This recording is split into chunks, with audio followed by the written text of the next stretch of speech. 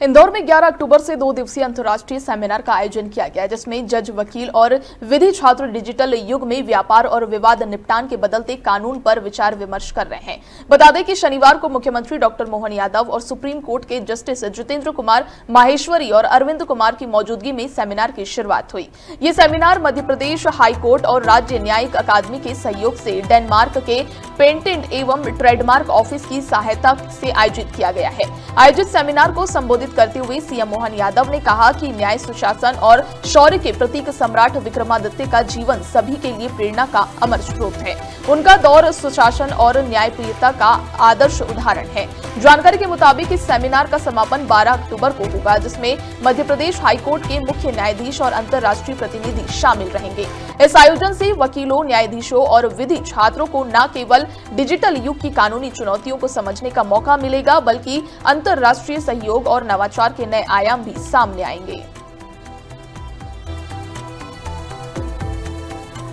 इस अवसर पर हमारे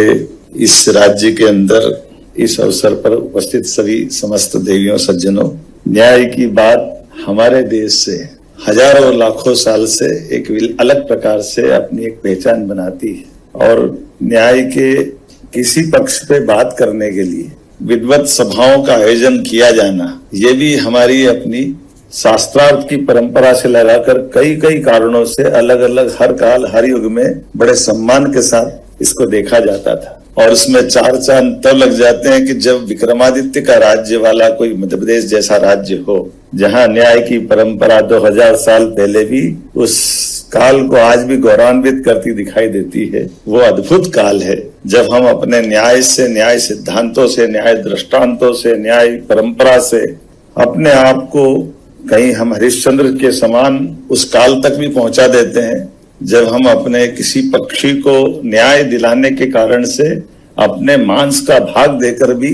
मन में संतोष का भाव लाते हैं। ऐसे आज के इस बदलते दौर में वाकई ये मैं धन्यवाद देना चाहूंगा सचदेवा जी को और समूचे मंच को। आपने, यद्यपि आज का इस समय बड़ा सबका कीमती है और कीमती समय में खास करके सुप्रीम कोर्ट से समय निकाल के आना, हमारे इस माँ अहिल्या की नगरी को गौरवान्वित करना, राज्य को गौरवान्वित करना, लेकिन सच में हमारे आपके माध्यम से ये बीता समय आज ये संगोष्ठी के आधार पर यूरोप के, डेनमार्क के विधि विशेषज्ञों के साथ हमारी उस गौरवशाली परंपरा में मैं तो एक और कारण से उज्जैन से भी जुड़ता हूँ। अमृत मंथन हमारे यहाँ होता है और ये अमृत मंथन की उस परंपरा में से जब विष को हटा करके हम जीवन रूपी अमृत पाते हैं तो अपने आप को भी गौरवान्वित करते हैं।